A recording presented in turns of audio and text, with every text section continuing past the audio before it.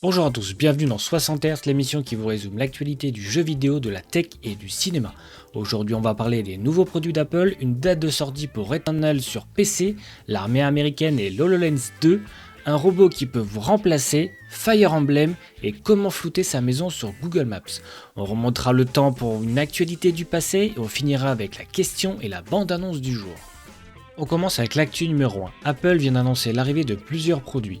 Le MacBook Pro 14 est suivi de son grand frère en version 16 pouces, tous deux équipés de la nouvelle puce M2 Pro et M2 Max, avec des performances en augmentation par rapport à la génération précédente de l'ordre de 40%, avec des pics à 250 sur certaines tâches. Pour la version 14 pouces, en fonction du stockage, on passe à 2399 pour 500 Go, 2999 pour 1 Tera en M2 Pro et 3699 pour la version 1 Tera en M2 Max. Pour la version 16 pouces, on passe à 2299 pour 500 Go, 3229 pour 1 Tera en M2 Pro et on passe la barre des 4149 pour la version 1 Tera en M2 Max. En termes de prix, on observe une augmentation moyenne du prix d'environ de 250 €. L'autonomie reste stable sur le 16 pouces et on gagne 1 heure sur la version 14 pouces. On gagne le Wi-Fi 6 et le port HDMI passe en version 2.1. Cela permet au portable d'utiliser un écran externe 4K en 240 Hz ou 8K en 60 Hz. Pour les options supplémentaires, on a le choix entre 8 Tera de stockage maximum et jusqu'à 96 Go de RAM. Pour le Mac mini, au revoir la version Intel et bonjour à la version M2 et M2 Pro. Le prix commence à 699 pour 256 Go, 929 € pour 512 Go de stockage. Pour la version M2 Pro, on passe à 1549 pour 512 Go. Pour les options supplémentaires, on a le choix à 8 Tera de stockage maximum et jusqu'à 32 Go de RAM. Livraison prévue le 24 janvier 2023. On passe rapidement au HomePod mini qui augmente de 9 € et l'iMac 24 qui augmente de 110 €. One more thing. 6 ans après sa présentation, 2 ans après sa disparition, le HomePod fait son grand retour en version 2 au prix de 349 €. Livraison prévue pour le 3 février 2023. Actu numéro 2. Après bien des mois de rumeurs, la version PC de Returnal a été officialisée à l'occasion du Game Award 2022 en décembre dernier, sans toutefois vraiment se dévoiler. C'est donc le mercredi 15 février prochain que les joueurs PC pourront se procurer Returnal via Steam ou Epic Games Store au prix de 59,99 €. Des améliorations seront donc au programme avec du DLSS de Nvidia, du FSR d'AMD.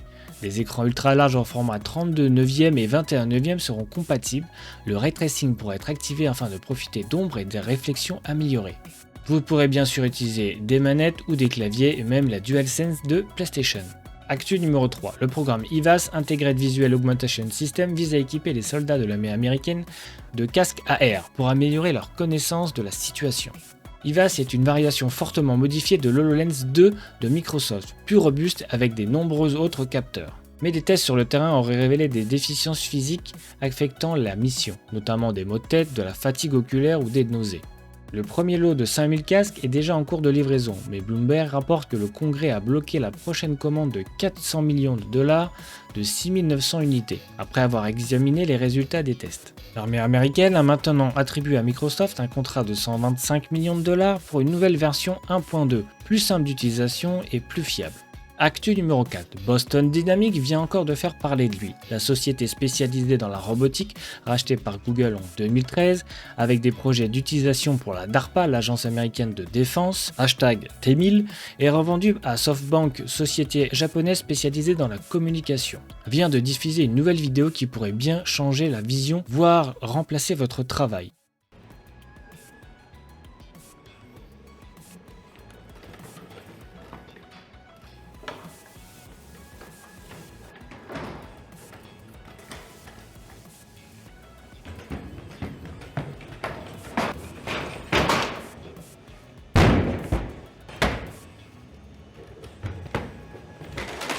Impressionnant, non? Le robot s'appelle Atlas et mesure 1,80 m. Il possède une alimentation électrique interne et son but est de se rapprocher le plus possible de l'humain pour effectuer des tâches lourdes ou complexes. Actu numéro 5. Fire Emblem Engage est un jeu vidéo du genre tactique RPG, tour par tour développé par Intelligent System et édité par Nintendo. C'est le 17e volet de la série Fire Emblem et le deuxième opus de la série sur Switch. Le nouvel opus de la série prend place à Enlios, un continent composé de 4 royaumes entourés d'une terre sainte. 1000 ans auparavant, une terrible guerre a opposé le peuple d'Hélios aux dragons déchus. Durant ce conflit, le peuple d'Hélios a fait appel aux emblèmes des héros d'autres mondes pour leur venir en aide. Grâce à ces héros, les forces de chaque nation ont pu coopérer pour finalement réussir à emprisonner le dragon déchu. Cependant, des signes récents semblent présager que ce terrible ennemi est sur le point de renaître. Date de sortie, le 20 janvier 2023. Actu numéro 6. Vous n'avez peut-être pas envie de voir votre maison ou votre voiture ou vous-même en photo sur Google Maps. Bonne nouvelle, il existe un outil qui permet de demander à masquer un élément grâce à un système de floutage. Dans un premier temps, il convient sur Google Maps d'entrer l'adresse désirée dans la barre prévue à cet effet dans le coin supérieur gauche de l'écran. Par exemple, j'ai pris le Mont Saint-Michel. Dès lors, Google Maps affichera une vue satellite de la localisation, mais aussi une photo associée, à gauche de l'écran. Il suffit de cliquer sur la photo en question, puis sur la fonction signaler un problème, accessible dans le menu symbolisé par les 3 petits points. Vous aurez alors un court formulaire qui vous permet de signaler une image à l'aide d'un cadre rouge qu'on peut déplacer et zoomer si besoin.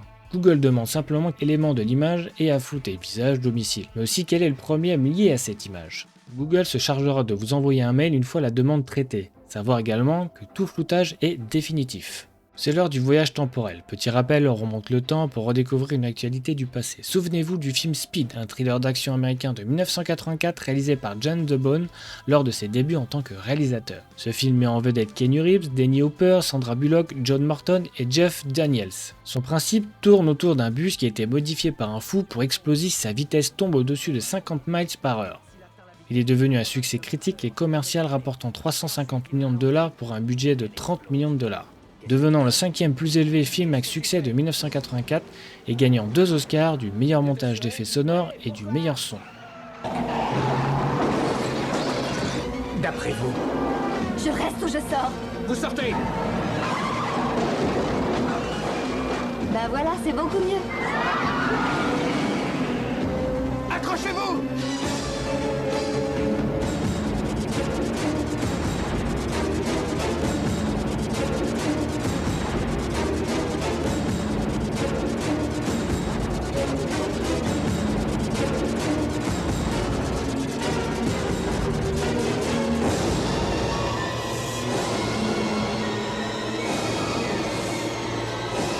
Keanu Reeves, Dennis Hopper, Sandra Bullock. Question-réponse. Il y a un flic très en colère qui s'apprête à te trouer la peau. Qu'est-ce que tu fais? Réponds, qu'est-ce que tu fais? Speed. Passez à la vitesse maximum. Une suite Speed 2 Cruise Control est sortie le 13 juin 1997, mais je ne préfère pas en parler. On passe à la question du jour. Avez-vous peur d'être un jour remplacé par un robot humanoïde? Pour finir, comme à chaque épisode, je vous laisse avec la bande-annonce du jour. The Mandalorian saison 3 sera diffusée dès le 1er mars sur Disney+. Pourquoi nous battons-nous?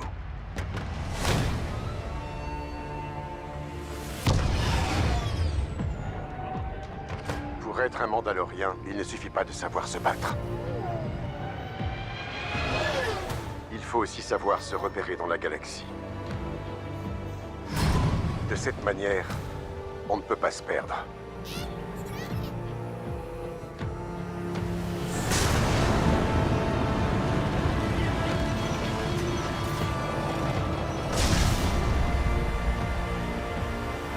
Je me rends sur Mandalore pour être pardonné pour mes transgressions. Que la force soit avec vous! Telle est la voie. Il se passe quelque chose de dangereux là-bas. Et quand ce sera suffisamment important pour que vous agissiez, il sera trop tard.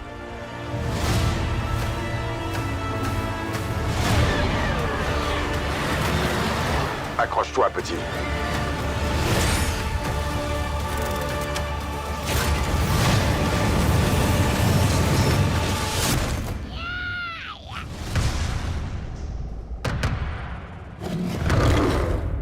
Telle est la voie.